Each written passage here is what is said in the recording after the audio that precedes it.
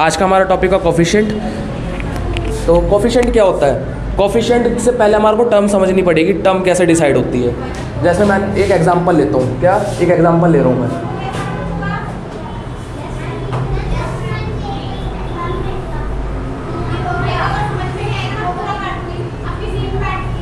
मैंने ये एक एग्जांपल लिया, ठीक है। तो यहाँ पे ना टर्म कैसे डिसाइड होती है, प्लस माइनस और इक्वल्स के साइन से क्या होती है, टर्म डिसाइड होती है। टर्म डिसाइड होती है, ठीक है, किससे? प्लस माइनस और इक्वल्स के साइन से। यहाँ पे पहले ये देखना है हमारे को प्लस का साइन है कहीं पे इस पूरे में, नहीं है ना प्लस का साइन, माइनस का साइन है इस पूरे में कहीं पे, है ना। तो यानी कि यहाँ पे क्या एक दीवार खड़ी है, जो प्लस माइनस और इक्वल्स के साइन है ये एक तरह से वॉल का काम करते, दीवार का काम करते, ठीक है। तो इससे हम अलग अलग बांटते हैं टर्म्स को। अब यहाँ पे इक्वल्स का साइन है कहीं पे, नहीं है ना, तो यानी कि प्लस का भी नहीं है, इक्वल्स का भी नहीं है, तो माइनस का है ना, तो यानी कि यहाँ पे बीच में एक दीवार। तो यहाँ पे कितनी टर्म्स हुई, कितने कमरे हुए यहाँ पे? दो रूम्स हुए।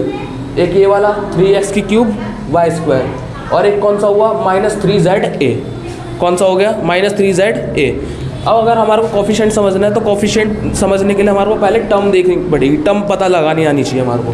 मैंने पूछा हमारे को ए का कोफिशिएंट बताओ, क्या ए का कोफिशिएंट बताओ, तो हमारे को पहले ये देखना पड़ेगा ए कौन से रूम में है, इस वाले रूम में, इस वाले रूम में, इस वाले में है ना।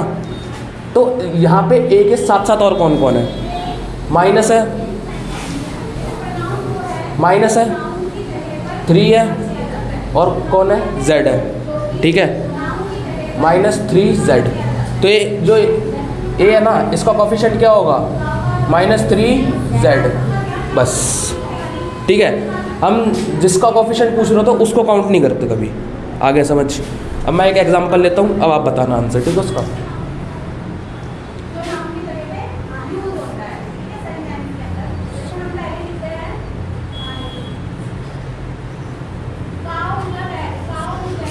खड़े हो, एक बार आप मेरे को ये बताओ कि यहाँ पे b² जो है ना, b² का कोफिशिएंट क्या है? पहले मेरे को बताओ b² कौन से टर्म में है? b² सेकंड टर्म में, इस वाले टर्म में है ना, इस पूरे में, ठीक है। अब अब b² का मेरे को कोफिशिएंट बताओ, कोफिशिएंट कैसे निकालते हैं? कोफिशिएंट, हाँ बताओ। हाँ, -4a, ठीक है।